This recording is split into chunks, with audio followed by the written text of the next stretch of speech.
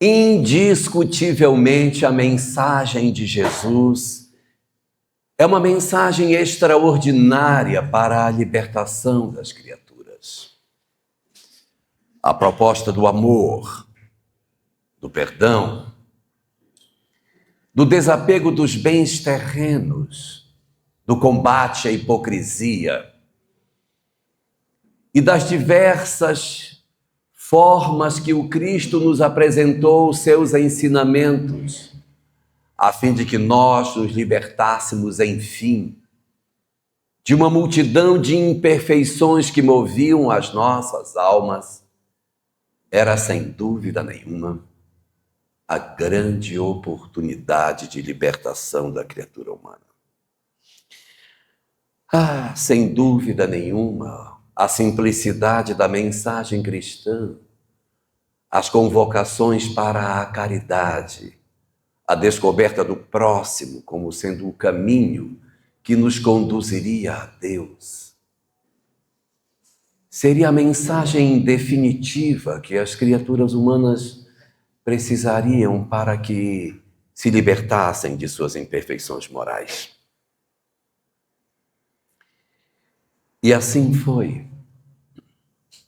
Os séculos que se seguiram à chegada do Cristo ao planeta foram marcados por uma profunda renovação de sentimentos, em que o amor banhou a face do planeta como nunca antes havíamos visto. Havia uma quantidade enorme de almas sedentas pela mensagem de libertação das nossas almas. E a mensagem de Jesus veio preencher exatamente esta lacuna que faltava no coração das criaturas. E por que podemos dizer que a mensagem de Jesus banhou a terra de amor como nunca antes visto? Se nós tivemos tantos reveladores anteriores como Buda, Krishna, Sócrates, Hermes, Trismegisto, Platão, Pitágoras, tantos homens que também despertaram espíritos e que também produziram uma grande quantidade de despertamento do planeta quando suas mensagens aqui chegaram. Sem dúvida nenhuma, a mensagem desses outros reveladores foi muito importante e despertou muita gente. Mas a mensagem de Jesus, ela trouxe um despertamento muito mais profundo. Por que a gente pode dizer que isso teria acontecido? Porque exatamente após o período que a mensagem cristã chega ao planeta e que os séculos que seguem isso, ocorre um fenômeno de grande movimentação espiritual, de amor na Terra. Muitos espíritos também despertam com a mensagem de Jesus. Só que o número de despertados, Claudineia, foi tão grande que foi embora da Terra tanta gente boa. Libertaram-se tantos espíritos em função da mensagem do Cristo que a gente entrou na Idade Média.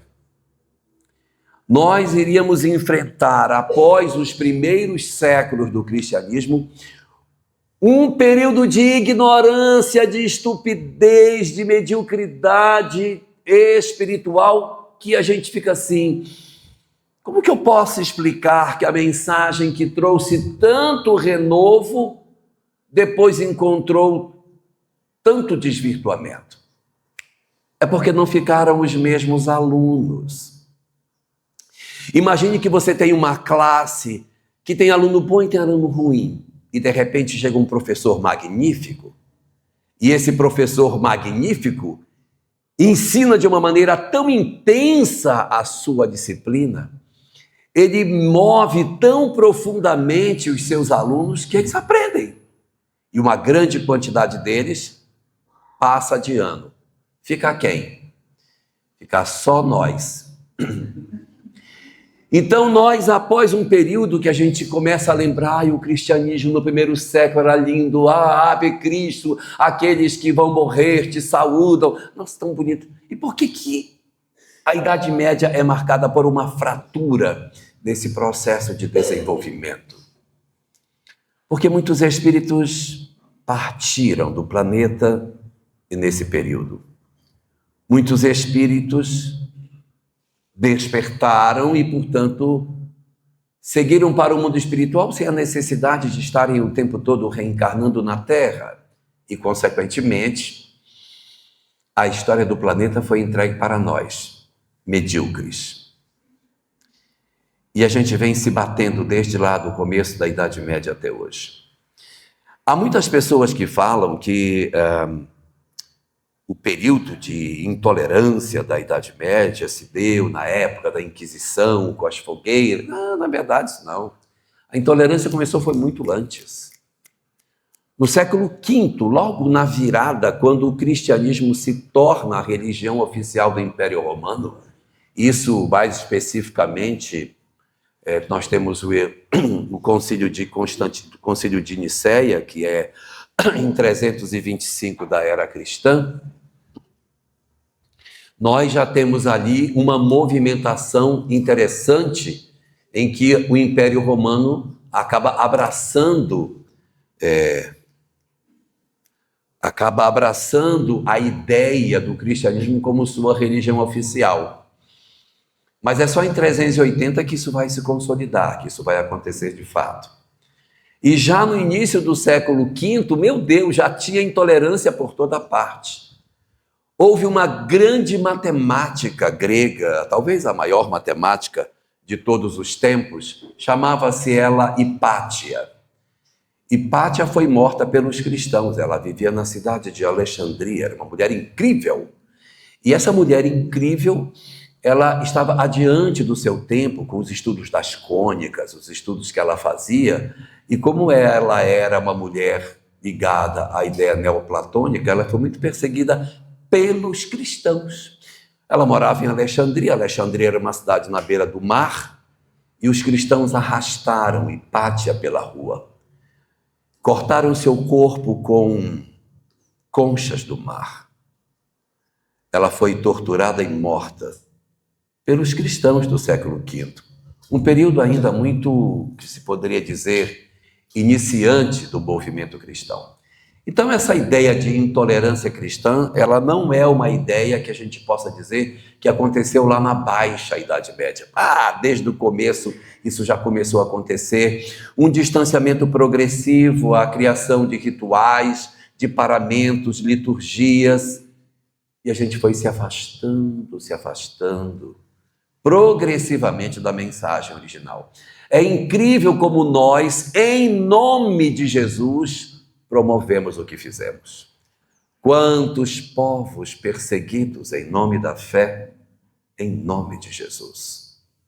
Que dizer do que nós fizemos com os muçulmanos, antes mesmo das cruzadas, quando começaram as perseguições, porque eles acreditavam numa fé que diferia da fé cristã. Depois vieram o período das cruzadas, 200 anos, 9 cruzadas, matando o muçulmano de uma maneira absolutamente cruel. Povos que não se alinhavam com o pensamento cristão, como os ciganos que viviam nas savanas da Hungria, não é? Eles ali viveram também períodos de bastante perseguição. E depois, quando vem a Inquisição, aí é a última pá de cal, realmente, o nosso pensamento cristão se deforma de uma maneira muito grande, e a gente pode falar isso com naturalidade, porque nós não estamos falando de outras pessoas, nós estamos falando de nós próprios. Nós não estamos dizendo, porque eles, somos nós mesmos, os lidadores da causa cristã, é que deformamos o cristianismo e criamos nele um período de profunda perseguição e de loucura na história da humanidade. Cientistas, pensadores, filósofos foram perseguidos e torturados nos calabouços dos templos religiosos. Muitas iniciativas daqueles que pensavam de maneira diferente foram simplesmente garroteadas pelo pensamento religioso daquele período, que impedia que novas ideias surgissem. Isso fez com que durante muitos séculos a ciência e a filosofia ficassem com medo da religião. A religião era como se fosse um monstro devorador que vigiava o pensamento das criaturas, que prendia as pessoas e estabelecia diversas formas de perseguição durante mais de 1500 anos na nossa história. Esse fenômeno deixou marcas muito profundas, porque não foram poucos aqueles que, sendo médiuns, renasciam no seio do cristianismo e eram perseguidos exatamente por serem capazes de perceber os espíritos e foram interpretados nesse período como sendo pessoas perigosas para a sociedade. Os médiuns, à época chamados de bruxos, não podiam viver na cidade. Tinham que se esconder na floresta, porque era o único lugar onde eles poderiam viver. Porque se vivessem no burgo, eles seriam perseguidos e mortos. Se vocês perceberem, a maga patológica mora na floresta. A Madame Mim mora na floresta. O Merlin mora na floresta. E aquela senhora simpática, que tinha uma casa de chocolate, que abrigou Joãozinho e Maria quando estavam perdidos na floresta, também morava na floresta. Todos moravam na floresta. E foi um período de muita perseguição. Então, houve um período em que a própria ciência, a própria filosofia, ela ficou muito perseguida. Isso foi criando nos porões da história um movimento de revolta contra a religião, um ódio contra o pensamento religioso que movia o Ocidente. E esse movimento ele vai fermentando no fundo da sociedade europeia. E quando no século XVIII irrompe a chamada Revolução Francesa, 1789, num mês como o que vem, nós estamos hoje no dia 8 de junho, então em 14 de julho de 1789, irrompe a Revolução Francesa, que não vai acontecer num dia só, ela vai acontecer durante meses. As matanças em Paris ocorreriam durante muitos meses. E quando se fala de Revolução Francesa, as pessoas gostam de falar muito da mudança política que aconteceu, da derrubada de Luís XVI, Maria Antonieta, a guilhotina, o período em que, sim, aconteceu a República. É verdade, aconteceu tudo isso. Mas poucos comentam da revolução religiosa que se deu por baixo da Revolução Francesa. Quando houve a Revolução Francesa, todos os bens da igreja foram confiscados. Todas as igrejas passaram a ser propriedade do Estado. Os sacerdotes franceses foram todos mortos dentro da nave da igreja. Não foram guilhotinados, foram cortados aos pedacinhos dentro das igrejas. O povo estava com ódio da religião. Um desejo de que aquilo desaparecesse da história da humanidade. E foi ali que surge um movimento que tenta negar a ideia de que sim, que exista Deus, que exista religião, que exista toda uma proposta em que o homem possa se sentir acolhido na fé. Século XIX iria surgir e em 1804, no mesmo ano que Allan Kardec nasceria, nasce também Ludwig Feuerbach, um filósofo alemão que defendia a ideia de que a pior coisa na história da humanidade era a religião e que ela deveria ser defenestrada da história. Em 1841, publicaria um livro, A Crítica à Religião, em que propunha o extermínio da fé como proposta de uma sociedade melhor. Ele seria o grande inspirador de vários outros filósofos do século XIX, que também materialistas levantaram a bandeira de que o homem sem fé seria mais feliz, porque a religião seria o grande embaraço para a humanidade. E ele não estava totalmente errado. A religião do século XIX era realmente um desatino completo. Mas como diz Joana de Ângeles, no capítulo 2º do livro Libertação do Sofrimento, a Revolução Francesa não deveria perseguir a religião, deveria perseguir o fanatismo religioso. Mas a nossa Revolução Francesa, ela persegue o fanatismo, persegue a religião e persegue, infelizmente, também a espiritualidade. E tenta implantar na Terra uma sociedade que é completamente avessa a tudo aquilo que seja espiritual. E a religião, então, passa a ser perseguida, aquela que mandava passa a ser perseguida. É isso que justifica o movimento histórico que a gente vive nas nossas universidades, em que há um desejo de extirpar a fé do raciocínio humano. Por que motivo? A ciência apanhou 1.500 anos. Só está batendo a 200. Ela quer bater bem mais tempo na religião. A filosofia ficou amordaçada durante mais de 1 milênio e meio. Agora ela quer dar as cartas do jogo. Nós nunca tivemos um período em que o materialismo ditasse as regras da sociedade. O que nós vivemos hoje é uma sociedade marcada pela sugestão de que a sociedade sem Deus é uma sociedade mais feliz. Não deu certo. Deu errado.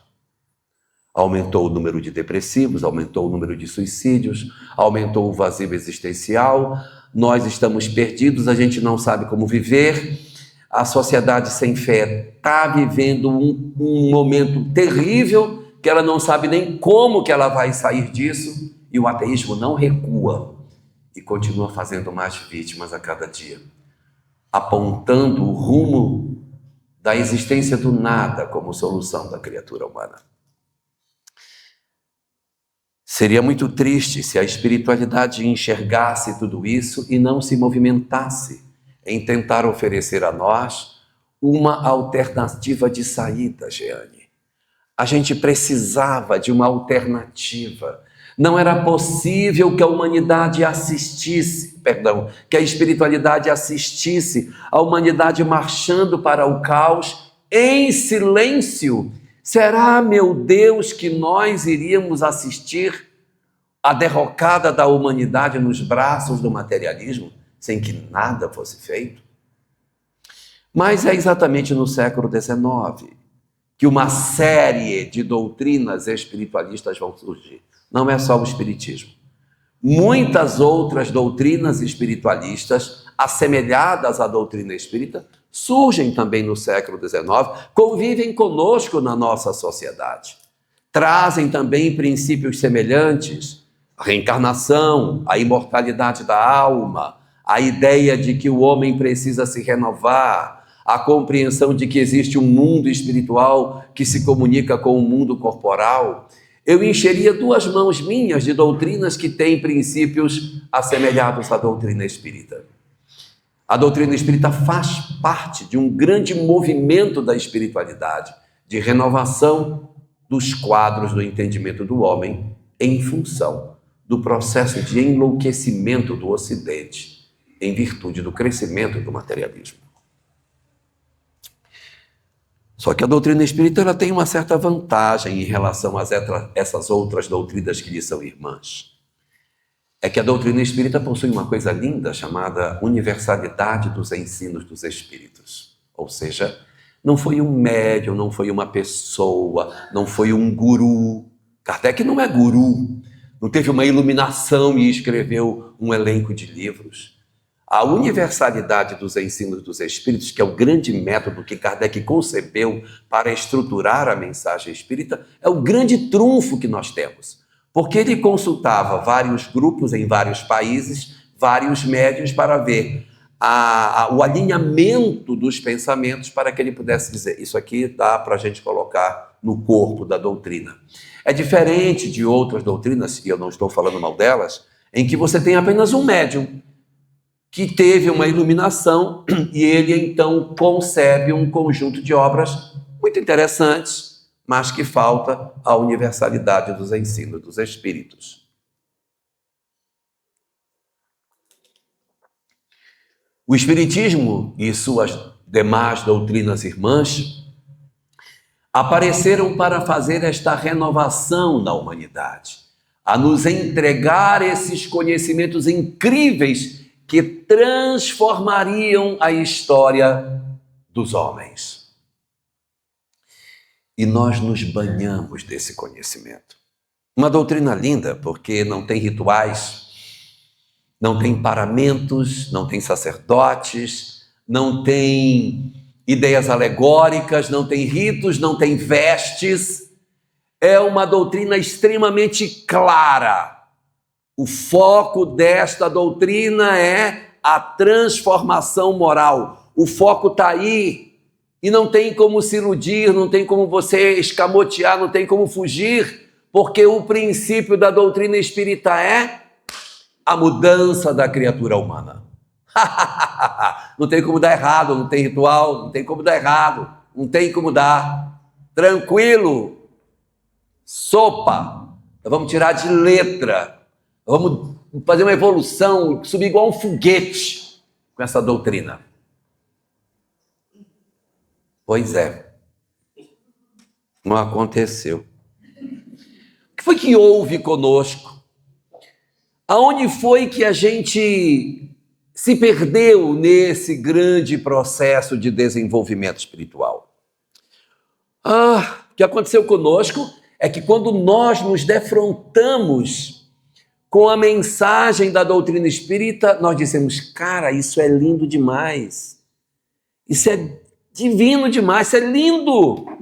E aqui está propondo que a gente tem que se renovar. E nós encontramos uma brecha para não fazer a mudança. Você acredita? Porque sempre foi assim. No passado, quando vinha um revelador, quando vinha um grande ensinador das leis espirituais, os grandes do Oriente que passaram do Ocidente, a gente dizia, nossa, a mensagem é linda, vamos rapar a cabeça para a gente seguir, vamos botar uma cor, não sei o quê, vamos dançar desse jeito. A gente sempre inventou uma estratégia para fugir da transformação moral. Eu dizia, olha, é isso que tem para fazer, então a gente vai criar um ritual para celebrar essa doutrina. E a gente ia para o ritual e esquecia da essência. Nós repetimos isso muitas vezes. Com Jesus não teve ritual, foi papo reto, é amor ao próximo, ponto, acabou. E enquanto a gente fez isso, deu certo. Aí nós criamos paramentos, criamos um monte de coisa no cristianismo e ele pegou um viés e saiu. Aí a doutrina espírita chegou. Quando a doutrina espírita chegou, disse, essa não tem ritual. Essa a gente até vai dizer, não pode ter. Não pode ter sacerdote, tá claro. Então essa não tem como dar errado. O pessoal vai ler isso aqui e vai se transformar. Pois você acredita que a gente descobriu um trenzinho dentro da doutrina, um buraquinho pequenininho, e a gente passou por este buraco para não fazer a transformação? Nós achamos no Evangelho segundo o Espiritismo, capítulo 15, uma frase que foi o impulsionamento do movimento espírita. A frase era, fora da caridade não há salvação. Pronto. Onde está então o meu objetivo? Fazer a caridade. Porque se eu fizer a caridade, eu me salvo. Não é isso que está dito na obra. A obra diz o seguinte, fora da caridade não há salvação. Não está dizendo que havendo caridade há salvação. Eu estou dizendo que sem caridade não tem, mas eu não estou dizendo que tendo caridade tem. Estou confundindo vocês? Vou ser mais claro. Para fazer café, a gente usa 3 ingredientes. Água quente, pó de café Açúcar. Bem pouquinho. Vamos fazer eu mudar a minha receita para alguma coisa que tenha 3 ingredientes. Mas vamos botar só 2 para ajudar. Pó de café e café. Sem pó de café, dá para fazer café? Não dá. Mas tendo só o pó do café, já tem o café? Não. Então, sem caridade não tem salvação. Mas eu não estou dizendo que tendo caridade tem salvação. Eu estou dizendo que se não tivesse 3, não vai. Só vai se tiver. Mas não estou dizendo que se tiver, tá.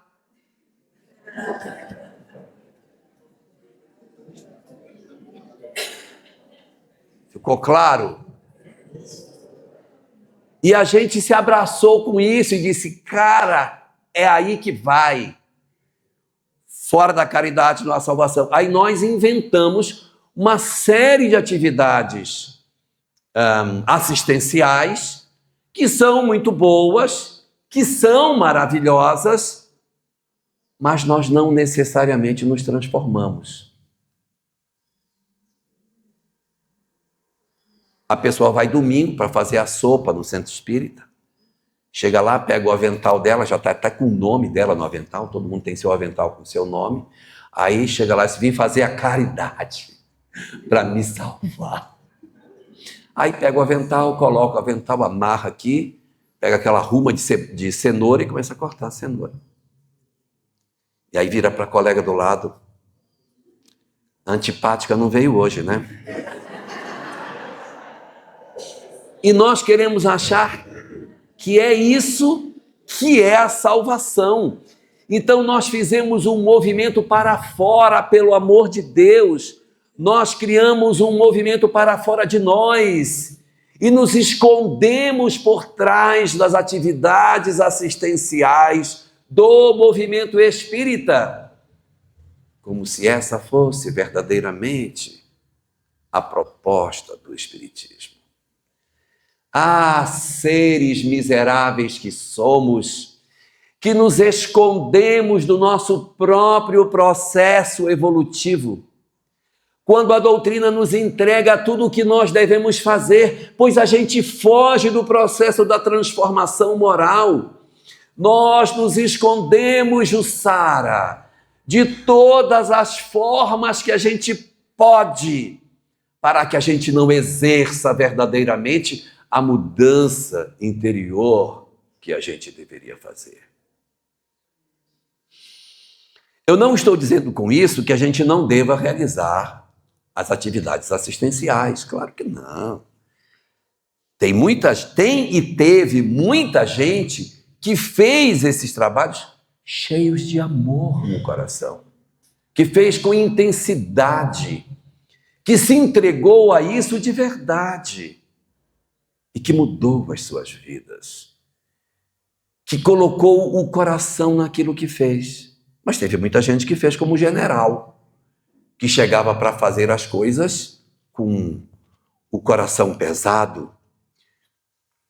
Eu lembro uma vez, eu ainda era novinho, tipo a Cecília, assim, e aí eu assisti uma palestra do Divaldo, e Divaldo contava uma coisa que quando ele contou, o meu olho ficou desse tamanho. Disse, meu Deus, ele não pode estar falando isso em público. Eu achei um absurdo o que o Divaldo falou. Se tivesse uma pedra, eu tinha jogado nele. Porque eu achei de última o que ele falou lá. Ele contou que ele foi procurado por uma mulher, dizendo o seguinte, Divaldo, eu preciso da sua ajuda, porque eu estou com um problema seríssimo lá na minha cidade, na minha casa espírita. Eu participo de uma casa espírita que tem um asilo, com um monte de velhinhos lá, e eu trabalho nesse serviço do asilo. Então eu que vou para lá, sou eu que de manhã cedo chego, preparo o café para eles, sou eu que ajeito as coisas, que troco os lençóis, que dou banho, que preparo o almoço. Eu estou por trás das atividades do centro. Então eu vou para lá, eu preparo o café da manhã, coloco o café na manhã, eles começam a comer aquele café e eles não comem, aquilo vai me dando um ódio porque a gente quer que ele coma, ele não come. Eu empurro na boca, a comida volta, e eu seguro na cabeça e empurro a comida na boca deles, sabe? E eles se lambuzam, se sujam, aquilo me dá um ódio, aí eu arrasto para o banheiro, jogo debaixo do chuveiro e dou banho nele, pego pelo cabelo, sacudo, sabe? Porque eu já não aguento mais. Eu já ando desesperada de volta. Eu vou acabar matando um velho daquele lá no caseiro. Quando eu chego de manhã, só de eu entrar ali, já me sobe uma raiva de ver que eu vou ter que mais uma vez trabalhar com aquele monte de velho. E eu não sei o que eu faça. O que eu faço, Divaldo? E o Divaldo respondeu para ela: largue o trabalho. Quando ele disse isso, eu disse: meu Deus, ele é louco, ele não pode falar isso para ela. Mas ele está certo, tem que largar mesmo. Está fazendo um trabalho, está fazendo mal para ela.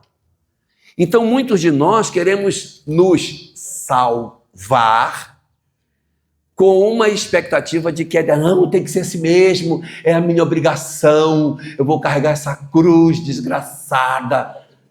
Isso é uma estupidez. Isso é uma estupidez. É igual alguns de nós que dizemos assim: eu tenho esse marido que eu tenho, isso é uma desgraça na minha vida, mas eu vou levar até o final essa desgraça, porque eu não quero ver essa praga nunca mais na minha frente. Então é uma maneira muito equivocada de entender a doutrina espírita. É uma forma muito torta de compreender o que seja o espiritismo.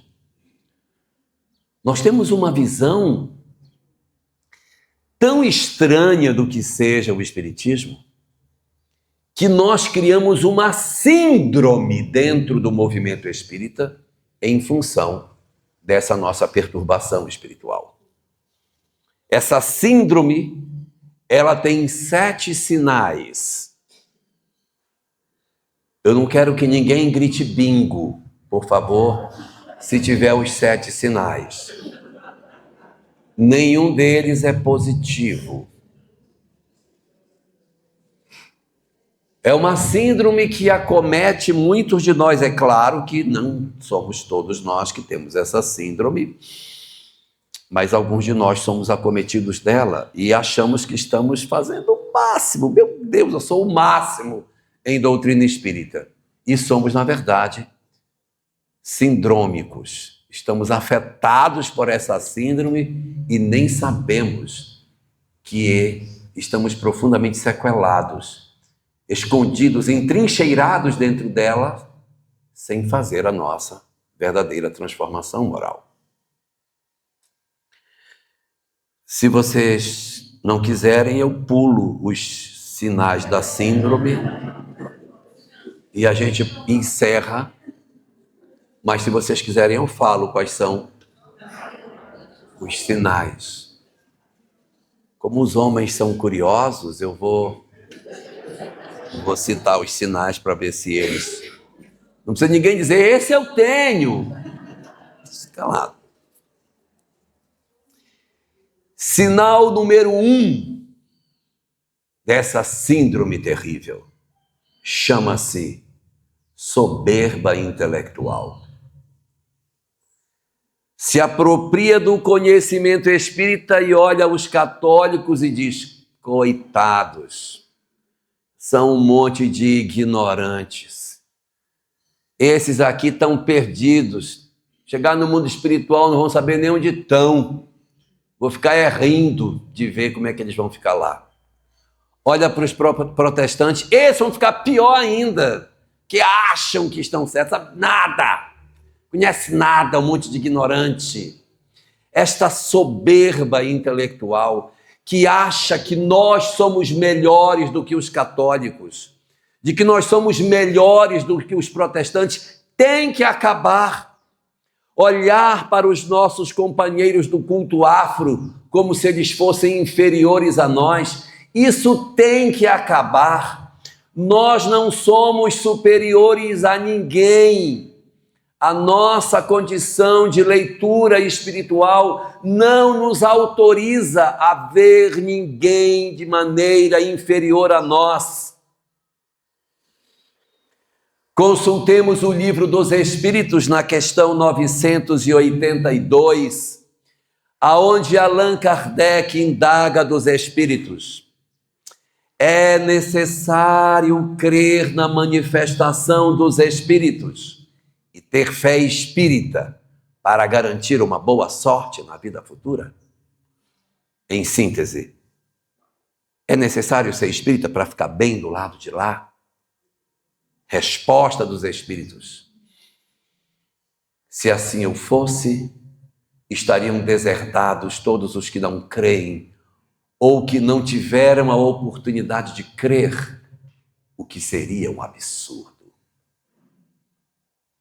Tá, e se não é isso, o que é? Aí tem um ponto em seguida, e na sequência do texto diz: só o bem é que garante a boa sorte na vida futura. Olha o que garante a boa sorte na vida futura: o bem, a prática do bem. Então a gente fica olhando para os outros, achando que eles estão abaixo de nós. Gente, esses caras podem estar fazendo coisa muito mais do que nós. E o que é pior, nós sabendo o que sabemos, não fazemos o que eles fazem. Se é a prática do bem, Claudineia, nós temos que acabar com essa coisa de achar que, como eu conheço a reencarnação, eu tenho melhores condições espirituais do que os outros. Está errado. Está errado. Consultemos o livro Há 2000 anos. Dá uma olhada na Lívia lá. Lívia, do livro Há 2000 anos. Já viram, Lívia?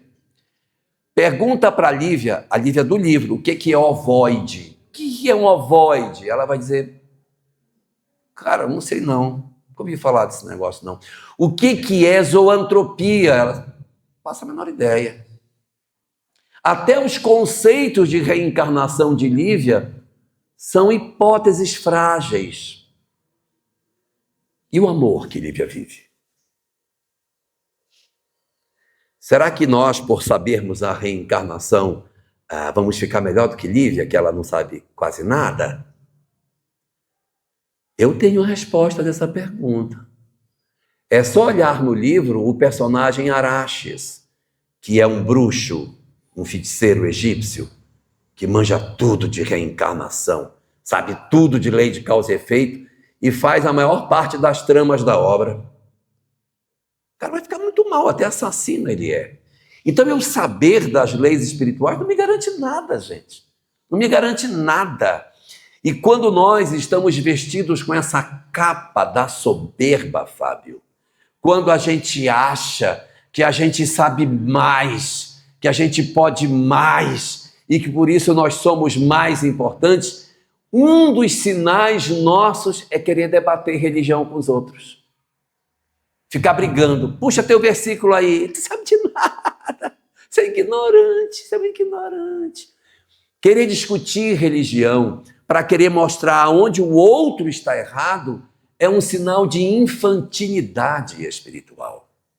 É um sinal de fragilidade das nossas condições espirituais. Quando eu estou maduro espiritualmente, eu não preciso convencer o outro para que eu diga: a minha fé está correta, porque o outro também pensa igual a mim. Ora, se eu tenho dentro da minha convicção de fé, Tatiane, a compreensão de que sim, existe na minha vida a compreensão de que há imortalidade da alma, eu tenho convicção da mediunidade, eu tenho convicção da vida após a morte, eu tenho convicção da reencarnação. Eu não preciso convencer os outros para que os outros me convençam de que eu estou certo. Porque quando a gente quer muito convencer os outros, eu devo estar certo, porque tem um monte de gente que está pensando igual a mim. Então eu não tenho tanta certeza das minhas certezas. Porque se eu tivesse certeza da minha certeza, eu não precisava ter tanta gente acreditando como eu para que eu acreditasse naquilo que eu acredito. Se a minha convicção é segura, eu não preciso estar convencendo os outros. Eu até falo, converso, divulgo, mas eu não tenho a obrigação de ser proselitista, de constranger o outro a acreditar naquilo que eu acredito. Eu preciso me despir de tudo isso. me desembaraçar desta capa da soberba, que a gente vai descobrir que está se despindo disso quando eu olhar para todas as pessoas com um olhar de igualdade.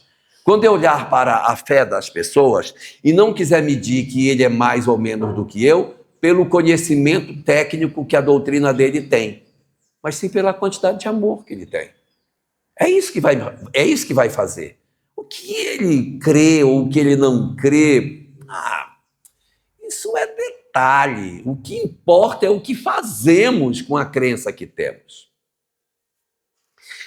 Existe um escritor libanês chamado Khalil Gibran. Ele tem uma frase muito boa. Ele diz assim, não é espírita, tá? Ele diz assim: Deus fez a verdade com várias portas para atender a todo crente que a elas vem bater. Eu acho linda essa frase. E eu imagino que a verdade, ela é como se fosse uma construção igual o Coliseu, que tem várias portas. E aí as pessoas batem de acordo com a sua fé em portas diferentes. Todo mundo bate na porta, a porta abre, porque a verdade tem várias portas para atender a todo crente que a elas vem bater, e a pessoa passa por aquela porta, e quando ela atravessa a porta, que ela está dentro do Coliseu, que ela olha para cima, ela vê o mesmo céu. Porque não importa por qual porta você entrou no Coliseu, quando você olha para cima, é o mesmo céu que você está vendo. É a mesma verdade. Quando as religiões têm divergência, isso é por conta dos homens. Porque se as religiões vieram de Deus, se quem construiu as religiões, quem enviou as religiões à Terra foi Deus, elas não podem ter contradição entre si, né? Se a fonte é a mesma, pelo amor de Deus. Mas elas têm. Então, se elas têm contradição e promanam da mesma fonte, as contradições decorrem dos homens. Se eu caminho para o centro das religiões, eu vou encontrar identidade entre elas. As diferenças são dos homens, as igualdades são a parte de Deus. É aí que está a essência daquilo que a gente tem que buscar. Nós temos um livro muito antigo no Oriente chamado Bhagavad Gita. É um livro onde está contido o pensamento de Krishna. 5.200 anos. No Bhagavad Gita, no capítulo 2, no item 50 do Bhagavad Gita, capítulo 2, Krishna diz o seguinte: a verdade é como uma fonte cristalina que recebe a água de diversas fontes diferentes. Isso é lindo isso. Vários reveladores vão e enchem o tanque da verdade divina com a verdade cristalina. Uma vez depositada a verdade cristalina nesse tanque que recebe de várias fontes, o estudioso, está dito lá, o homem, o sábio estudioso, recolhe nesse tanque a água cristalina e preenche com ela o vaso das diversas religiões, independente do formato que o vaso das religiões tenha. Por quê? Porque a verdade se amolda de acordo com o vaso. O vaso daquela religião ali é redondo, pois a verdade se adequa ao redondo da religião. Naquela outra o vaso é quadrado, pois ela vai pegar o formato do vaso quadrado. Na outra não é quadrado nem redondo, ele é numa forma totalmente irregular, pois a verdade entra e ela vai se amoldando de acordo com a condição que a gente tem. Nós precisamos, portanto, para vencermos a primeira dessas imperfeições, nos despirmos do primeiro sinal da síndrome, o sinal da soberba intelectual, como se nós fôssemos detentores de uma revelação especial. Segundo sinal desta síndrome, como consequência da primeira, existe uma segunda anomalia que a gente pode ter que faz parte desta síndrome. É o apego ao poder dentro do movimento espírita. O cabra não quer largar a presidência da casa de jeito nenhum. Ele gosta de se apresentar assim. Muito prazer, sou fulano de tal. Trabalho nesta casa só há 40 anos. Como se isso fosse algum sinal de valor. Como ele está há 40 anos, então ele tem 40 vezes mais valor do que o outro que tem 1 ano. Entendeu? Por isso que ele tem só 40. Eu sou aqui presidente da instituição, dirigente da reunião mediúnica, sou segundo secretário da 3ª comissão da equipe reserva do Conselho Regional. Bacana, legal. Os nossos cartões de apresentação são os títulos do movimento espírita, como se tempo de casa representasse alguma coisa.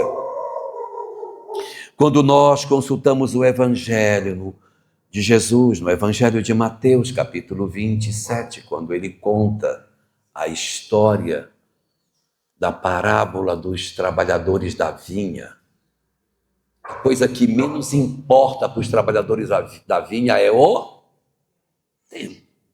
Que o cara que está trabalhando há 12 horas vai ganhar o mesmo do cara que trabalhou 1 hora. Isso não importa. Gente, tempo de doutrina espírita não é antiguidade para ganhar estrelinha. Não existe que alguém, porque tem mais ou que tem menos tempo, é menos ou é mais. O que vale é a intensidade daquilo que nós fazemos nos nossos corações. Eu posso ter uma pessoa que está há 50, 60 anos dentro de uma instituição espírita, mas ela não se transformou, ela não mudou, ela não fez a transformação interior dela, Cassandro. Ela não se movimentou espiritualmente. Ela não se movimentou. Ela está no mesmo, do jeitinho que ela entrou lá atrás, ela está aqui. E tem alguns que dizem assim, olha, eu já parei de beber e eu já parei de fumar, já fiz uma mudança boa essa encarnação, eu vou deixar o resto para a próxima. Aí eu fico pensando, mas você sabe que na próxima vai nascer espírita? Que pode nascer muçulmano lá no Afeganistão. E aí, vai fazer como aí? Como é que vai resolver o resto que está faltando? Gente, nós não temos nenhuma garantia de que nós iremos reencarnar espírita na próxima. Ao contrário, nós temos algumas indicações na obra base de que nós não seremos espíritas na próxima. Evangelho segundo o Espiritismo, capítulo 20, item 5, no último parágrafo, está escrito assim: e aqueles que não recuarem diante de suas tarefas, o Senhor lhes dispensará, lhes reservará os postos mais difíceis na grande obra de regeneração da humanidade. Será que postos mais difíceis será nascer em Alfenas, Jurandir? Será a gente voltar para Alfenas e ficar curtindo o friozinho do sul de Minas? Ou será que os postos mais difíceis na grande obra de regeneração do Evangelho está a renascermos em outros lugares, em outras doutrinas, ou até nem em doutrina nenhuma, trabalhar em ambientes difíceis, aonde a gente vai ter que levar o perfume do Evangelho na nossa conduta, para dizer, cara, mas a gente não pode fazer assim. Tem alguma coisa errada no que a gente está fazendo? Nós temos que mudar a nossa maneira. No livro A Gênese, capítulo 18, do item 27, primeiro parágrafo, no finalzinho do primeiro parágrafo do item 27, está escrito que muitos de nós seremos convocados para que façamos um compromisso de testemunho nos povos mais atrasados, deixando o nosso contributo na mudança deles. Então você sai do lugar onde está, que é confortável, e vai para o ambiente mais difícil. É o que está desenhado. Não tem sentido o governador planetário botar todo mundo num lugar só para a gente ficar aqui se divertindo. Gente, tem gente demais no Brasil e tem gente de menos em outros cantos com espiritualidade. O governador não é brasileiro. Deus pode até ser brasileiro, mas o governador é planetário. É planetário. Não está na cara que isso aqui é uma escola que está formando gente para distribuir? Isso aqui é uma universidade do espírito. A quantidade de literatura espírita que a gente tem é suficiente para que uma pessoa nasça já sabendo ler e não durma, e leia durante 100 anos sem dormir e ela não dá conta de ler tudo que tem. Vai para a Polônia e vê o que tem de literatura lá. Vai para Bangladesh para procurar o que tem de literatura sobre os conhecimentos espirituais. Por que essa abundância de livros aqui? Por que essa abundância de pessoas no movimento espírita? Porque, evidentemente, nós estamos vivendo um processo no qual este movimento está recebendo esse conjunto de informações para depois divulgar isso para o mundo. É como se nós estivéssemos num ambiente que está se enchendo, está cada vez mais cheio de pessoas, de informações espirituais, para que depois esse conjunto de pessoas que está aqui, seja espalhado pelo planeta, renascendo nos vários lugares da Terra. Às vezes a gente vê algumas coisas e não encaixa o que tem para se dizer, quando a gente descobre que, na verdade, quando se fala que o Brasil é o coração do mundo, o coração do mundo é porque o coração... O que é que o coração faz para o corpo? O coração bombeia sangue. Nós somos as hemácias. Nós somos os glóbulos vermelhos que vamos ser bombeados, levando o oxigênio do amor para o resto do planeta. E eu não estou falando que são os espíritas, não, tá? São os católicos, os protestantes e todos os demais que também têm uma visão humanizada de vida, que vão se derramar sobre outros ambientes para levarem esse conhecimento para os outros lugares. Evidentemente, algumas pessoas vão ficar no Brasil, claro, não dá para ir todo mundo embora, alguns vão ficar. Mas quem começar a insistir muito de ficar por aqui, eu quero interceder para ir para o Planalto Central. Vai morar em Brasília. Vai trabalhar lá na Câmara Federal.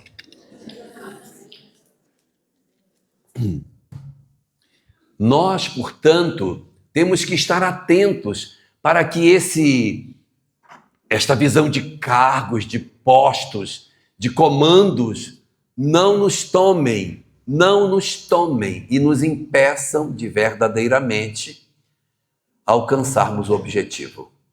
Nós temos que aprender a servir com humildade, silenciosamente, sem nos apresentarmos como qualquer coisa que fazemos. Porque isso não interessa. O que interessa é o que acontece dentro de mim, não é o que eu faço do lado de fora. E sim, as mudanças que eu consegui empreender no meu interior. Terceiro sinal. Para quem se perdeu, eu já falei de dois. Eu falei da soberba intelectual e falei desse gosto por cargos, por essa vaidade de sermos pessoas importantes no movimento espírita. Terceiro sinal. Uma caridade extremamente ostensiva. Quando eu entrei no movimento espírita, na instituição espírita que eu entrei, eu era adolescente. Distribuía-se sopa para as pessoas naquela casa, como é muito comum fazer nas casas espíritas. No lugar onde se distribuía a sopa, tinha escrito assim em cima do lugar, de uma porta assim grande, escrito em cima, sopa dos pobres. Não é lindo, gente? A pessoa já é pobre. Diz, a sua sopa é ali. você é pobre. É um negócio muito doido a gente querer fazer as coisas como se os outros fossem menores do que nós. Então as pessoas vão fazer sopa, quem faz a sopa não bebe, não toma da sopa, tá? E quem toma não faz. Não, você é assistido, você fica lá, você senta lá, quando a sopa ficar pronta você toma. Agora eu não vou tomar a sopa que você vai tomar, porque eu vou depois comer um almoço maravilhoso, mas você é na sopa, tá? Então a gente se segrega dos assistidos, nós nos separamos deles. Outro dia eu estava vendo um programa de televisão em que o Wagner Moura, o iniciador da Fraternidade Sem Fronteira, ele estava na televisão. E aí ele estava mostrando os trabalhos que são feitos e tal, aqui, ali. E o apresentador ficou muito impressionado com o trabalho. E chegou no Wagner e fez uma pergunta para ele. A pergunta que ele fez para o Wagner foi: por que você faz esse tipo de trabalho? E quando ele fez essa pergunta, eu me coloquei no lugar do Wagner e fiquei imaginando que resposta eu daria. Eu faço porque estão passando fome, faço porque o governo deles não ajuda, eu faço porque eu tenho dó, eu faço... Ixi, aí na minha cabeça passaram 1000 respostas. A resposta do Wagner foi a seguinte. O cara perguntou para ele: por que você faz esse tipo de trabalho? E ele respondeu: porque eles são meus irmãos. É para acabar, né?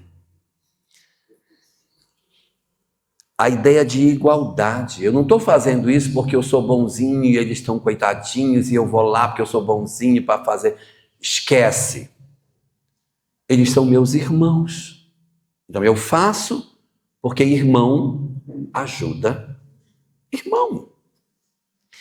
A compreensão da dimensão do trabalho que a gente faz assistencial não pode ser como se nós fôssemos melhores do que os outros. Nós temos que acabar com isso, acabar com essa coisa de que a gente faz o trabalho assistencial porque nós somos os bons da boca e por isso a gente vai lá para ajudar os que estão por baixo. Tem que acabar. Isso não pode ser assim, gente. A nossa visão tem que ser profundamente modificada nesse sentido. A gente tem que fazer num sentido de igualdade. No sentido de que eu olho para o outro olhando reto no olho. A gente não faz assim. Aí eu falo: a senhora já comeu? A senhora saiu daqui? A senhora pode ir embora? A senhora já... Não somos irmãos? Que trabalho é esse que trata os irmãos desse jeito? Negativo! Já comeu! Fora! Meu Pai do céu!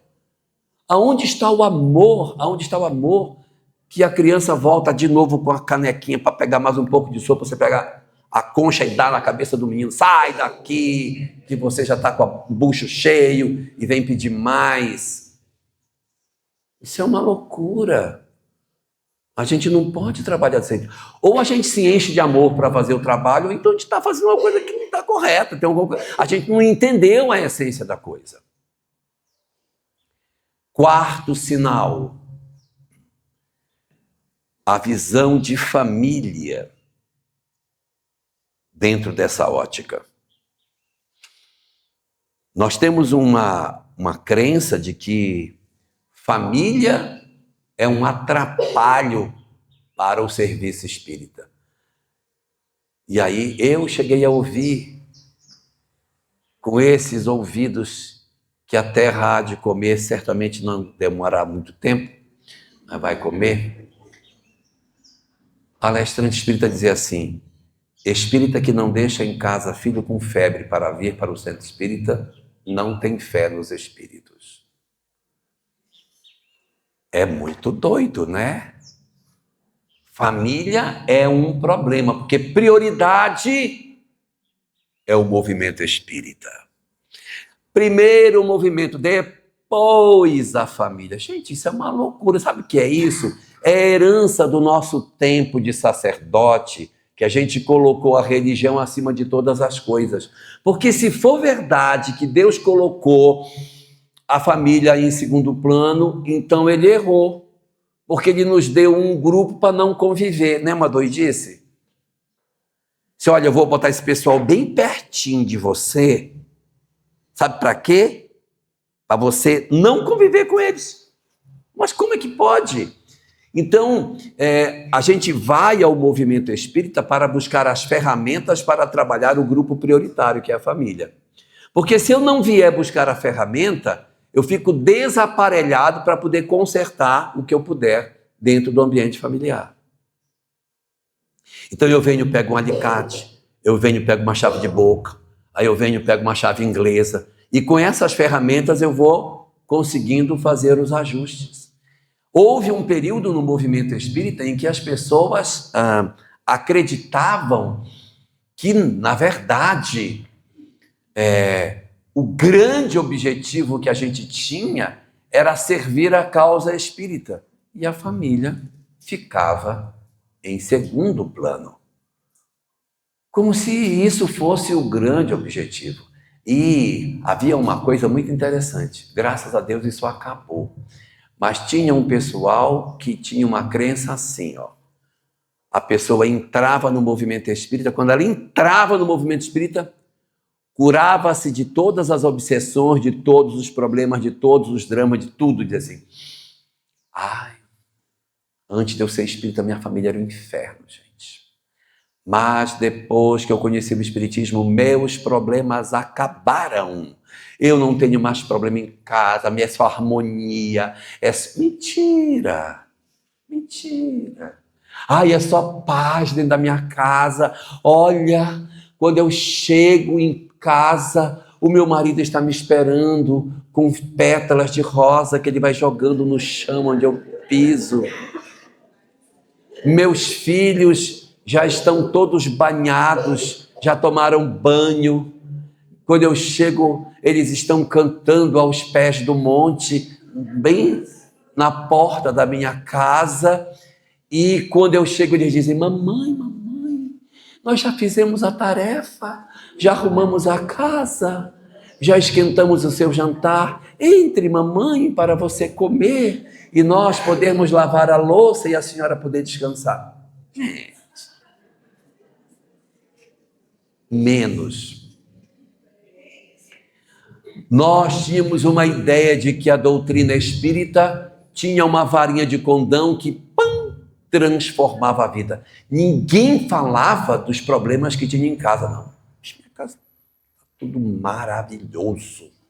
Por quê? Porque a ideia era de que o simples contato com a mensagem espírita tinha um poder transformador, Tatiane, que fazia isso, que mudava a vida das pessoas da noite para o dia. Gente, isso é uma ilusão. Isso é uma ilusão, isso não é assim. O trabalho prioritário é na família, porque lá o trem é difícil. A gente tem dificuldade com o pai, dificuldade com a mãe, dificuldade com o irmão, com o tio, dificuldade com o neto, sei lá com quem mais. Até com o marido a gente tem dificuldade. Então, você vê que, na verdade, o espaço é para que a gente trabalhe. E aqui uma coisa muito importante. Muitos espíritas têm a crença de que a tarefa deles é salvar a família. Se eu não salvar a minha família, eu fracassei. O meu papel é chegar no mundo espiritual com aquela ruma de filho, primo, tio, mãe, pai, marido, até sogra, chegar lá, botar tudo assim, dizer, tá aqui, salvei todo mundo. Não é verdade. Não é verdade. Se a gente perceber, Deus deu uma alma para cada um, já viram? Que ninguém recebeu duas. Cada um recebeu uma, esse ficou com uma, aquele ficou com uma. Sabe por que ele deu uma para cada um? Para cada um cuidar da sua. Porque ninguém tem o poder de salvar o outro. Olha, você pode amar o seu filho desesperadamente, você não salva seu filho. Não salva. Você pode dar toda a instrumentação para ele. Meu filho, segue por aqui, não faz isso, faz aquilo. Olha, esse é o caminho bom e tal. Mas você salvar? Não salva. Então, se eu não salvo ninguém, eu não posso ser responsabilizado pela salvação do outro. Eu não tenho o poder de salvar. O Salvador é Jesus. Eu não sou Salvador. Eu sou Salvador da minha alma. Agora eu tenho que me salvar do quê? Da minha indiferença, do meu desamor, da minha raiva. Isso eu tenho que me salvar, não é? Já dizia aquele filósofo brasileiro, goiano, Zezé de Camargo, é essa sua indiferença que me mata, que me mata, que me mata. Então a gente tem que vencer essa indiferença, nós temos que vencer isso. O papel é esse. Não que eu tenha que salvar os outros, mas eu tenho que salvar a mim mesmo, da minha pequenez, da minha dificuldade. Na questão 583 de O Livro dos Espíritos, Allan Kardec pergunta aos espíritos se um pai que faz tudo para enveredar o filho pelo caminho do bem, faz tudo, e o filho envereda pelo mal, o pai é culpado por isso? Claro que não. Se ele fez tudo o que ele podia e o filho enveredou pelo caminho do mal, a responsabilidade é de quem, dona Daliane? Daliana, é de quem a responsabilidade, minha filha? É dele, vai para o CPF da criaturinha. Agora, se o pai não exerceu todo o papel transformador que ele poderia fazer, aí racha. Parte é do pai e parte é do filho. Mas se eu fiz tudo o que eu podia e o meu filho não enveredou, aí a responsabilidade é dele. Então, a nossa responsabilidade é nos salvarmos através de fazermos o que pudermos em favor de nós mesmos e dos outros, sem a necessidade de eu levar o outro comigo salvado. Ele não se salvou. Eu não consegui que ele se salvasse. Mas eu fiz tudo o que eu podia. Bom, mas o que é salvação, né? É salvar-se das nossas imperfeições, isso é a salvação. É salvar-se do ciclo das reencarnações. É libertar-se dessas encarnações de baixo teor, de aproveitamento, em que a gente reencarna e fica mastigando e acaba não fazendo quase nada e volta para o mundo espiritual muito parecido com o que era. Isso é não salvar-se. Salvar-se é quebrar a mandala que o Buda dizia e libertar-se espiritualmente. Isso é salvação. Então, quando nós temos esses conceitos de família que nos apontam que a gente precisa verdadeiramente olhar a família de uma maneira diferente, a gente precisa fazer. E o grande segredo para a família é nós realizarmos um trabalho chamado ressignificação. O que é ressignificação? É olhar para o outro e, ao invés de dizer, você é uma cruz que eu carrego, é uma desgraça na minha vida. Eu devia estar bêbada quando eu casei com você. Então, ao invés de você dizer isso, você não precisa dizer para a pessoa, não precisa falar para ela ouvir, mas você diz dentro do seu coraçãozinho, você é a grande oportunidade de eu conseguir vencer a minha fragilidade. Porque se eu conseguir conviver e entender você, eu darei um passo gigantesco na minha vida. Tem vezes que a gente vai conseguir, tem vezes que o cabo é tão difícil que não dá para levar até o final. Mas tem vezes que dá. Então, enquanto der, a gente vai tentando. Quando não der, chegou num limite que a gente não suporta mais, a gente tem o direito de decidir sobre as nossas próprias vidas. Na doutrina espírita não existe a indissolubilidade do casamento. A gente pode sim. Existe indissolubilidade dos laços consanguíneos. Não tem ex-pai, não tem ex-mãe, não tem ex-filho. Isso não tem. Mas ex-marido tem. Ex-marido tem. Pode ser que esse ex-marido, inclusive, volte numa outra encarnação perto de nós. Calma. Não como marido, ele pode vir como filho, como neto, né? E se ele aprontou muito, ele vem como aquele netinho sequelado, doentinho. E aí a gente diz, o bichinho, tadinho. É o mesmo marido que está voltando com as sequelas daquilo que ele mesmo produziu, não mais como marido, mas agora como outra pessoa, outro tipo de parente. Número 5. Quinto sinal desse nosso adoecimento espiritual. Chama-se pieguismo. É porque aqui não tem, mas lá de onde eu venho tem. A pessoa está fora do centro espírita, vindo para o centro, pega uma fechada no trânsito, grita, xinga, chama um palavrão, chuta a porta do outro, tira a chave de roda, fura o capô do cara, sabe? Arranca o extintor de incêndio, bate no para-brisa, aí se ajeita, vai para o centro espírita. Quando cruza a porta do centro, oi, meu irmão! Aquela voz de cabrito, sabe? Oi! Que os bons espíritos lhe abençoem. Mas lá fora não é. Lá fora o ser humano é da pá virada, mas quando ele vem para cá, ele desvira a pá para entrar no centro. Não tem sentido. Você lembrou de alguém, minha filha? Estou achando que você lembrou de alguém. Esse pieguismo é horrível, porque isso é falso. Isso é muito falso. Aí as pessoas dizem assim, a irmã fulana não veio? Não, eu odeio a irmã fulana. Gente, chama de irmão e diz que odeia. Agora o irmão fulano vai falar. Ele é tão antipático. Então, chama logo pelo nome da pessoa, pronto, e acaba com esse negócio. Sejamos sinceros, acabemos com essa coisa falsa que a gente às vezes cria e que faz com que nós tenhamos uma leitura equivocada desse processo.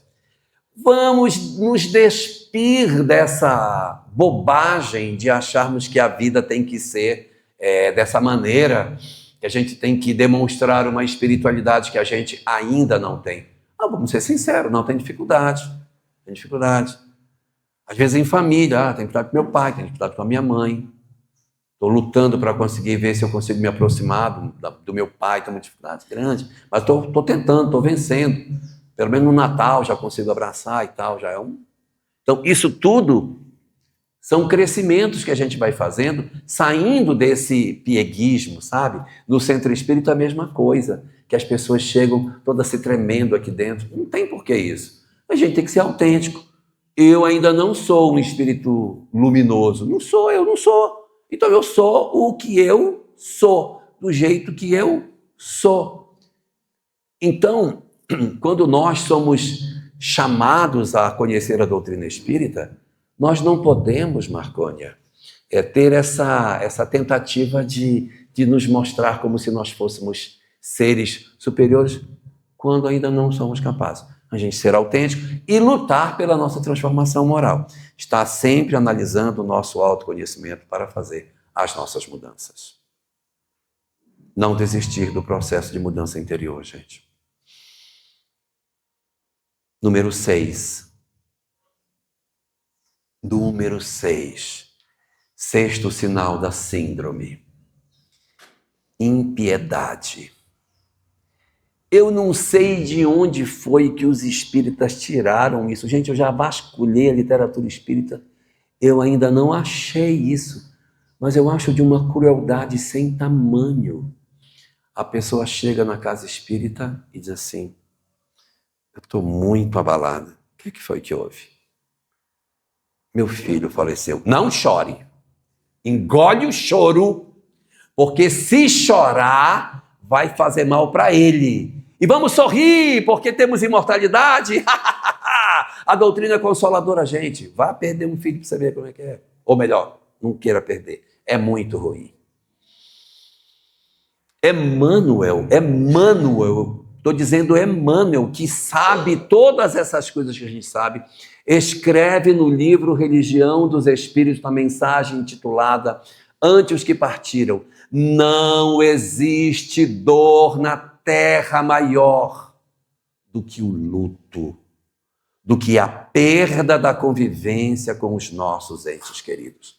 E muitas vezes o movimento espírita quer ser cruel com as pessoas, quer tratar com banalidade luto, quer tratar com banalidade as coisas da vida. Aí a pessoa chega, estou passando uma situação tão difícil no meu casamento, não pode separar, hein? Não separa. Se separar, vai voltar com ele de novo. E pior. Ele vai vir pior, ele vai vir mais brabo, é melhor ficar. Fica que é melhor.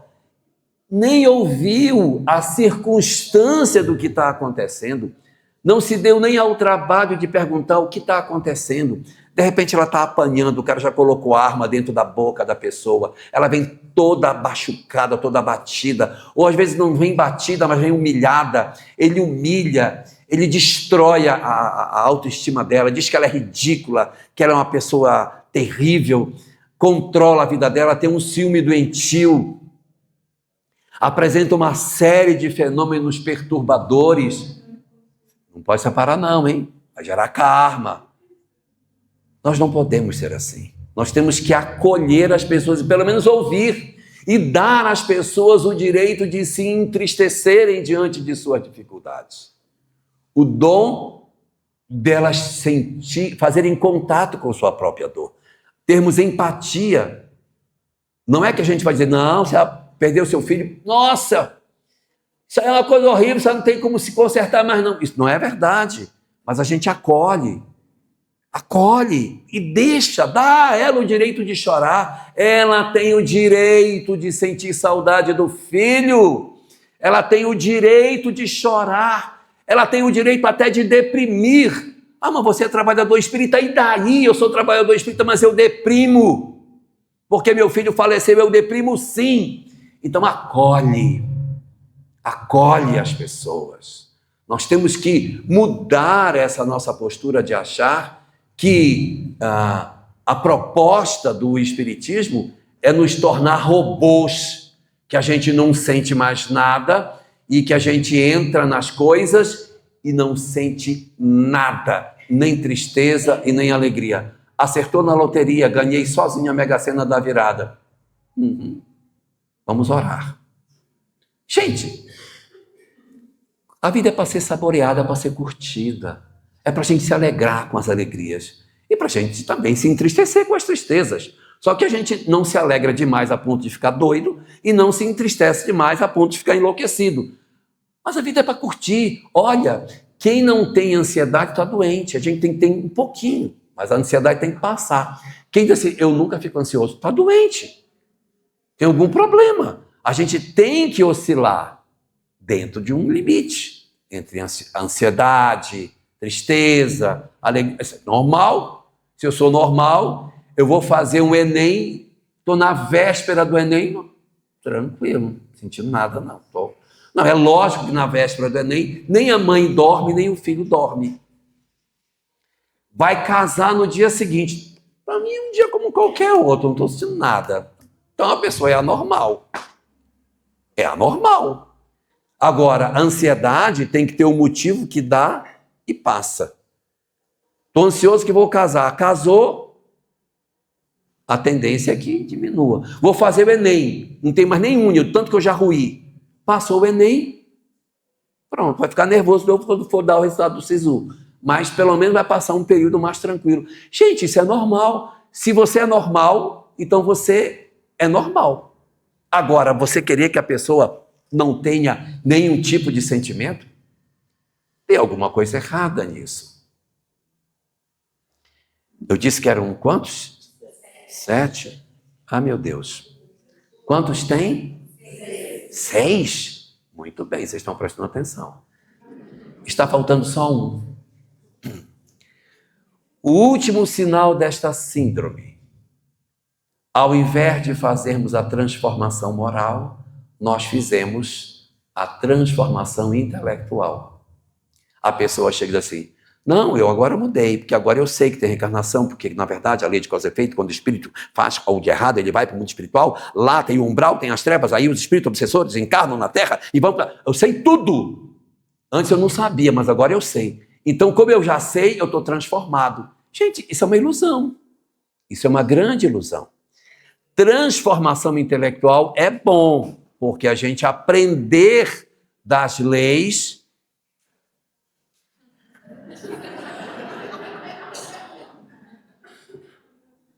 a gente aprender. Falo demais, né? A gente aprender das leis é bom. Por quê? Porque na medida em que a gente aprende das leis, a gente pode caminhar com mais velocidade. Mas saber sobre as leis espirituais não determina que eu estou bem espiritualmente. Eu posso saber tudo e não estar com nada. Porque eu sei todas as verdades espirituais, mas eu em casa sou um déspota. No centro espírita eu fico tirando brincadeira com todo mundo, tirando sarro de todo mundo e não me espiritualizo de verdade. Eu tenho vários senões de comportamento e aí a transformação moral, que era o objetivo, não aconteceu. Eu consegui driblar, tipo o Neo no filme Matrix, driblar todas as possibilidades de mudança. Eu fui me desviando de todas as balas para que eu conseguisse, de fato, alcançar o conhecimento espírita sem verdadeiramente mudar. Nós somos incríveis na criatividade. Está passando da hora, Solange, da gente fazer esse processo de transformação. E aí, a gente fica vendo isso tudo e se pergunta, qual é o nome desta síndrome, Rejane?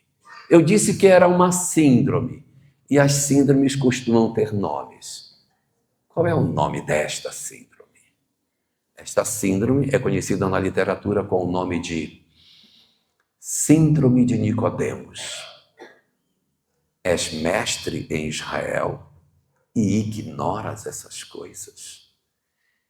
Te apropriaste de todo o conhecimento e não sabes isso? Então, nós estamos num novo momento do movimento espírita, com a chegada da mensagem de Joana de Ângeles, na série psicológica, que vem revelar para nós esses sinais sindrômicos e nos convocar a uma mudança verdadeira para a transformação das nossas almas e um efetivo aproveitamento da encarnação. Por isso, eu desejo a todos nós sucesso nessa empreitada de nós nos curarmos dessa síndrome. Ninguém vai poder nos curar, gente. Só nós é que poderemos, de fato, analisar a nós próprios e, pelo processo de autoconhecimento, irmos nos despindo dessas infelizes camadas que nós criamos e alcançarmos a essência da mensagem espírita e promovermos a verdadeira transformação moral, tão importante para o nosso processo de crescimento interior.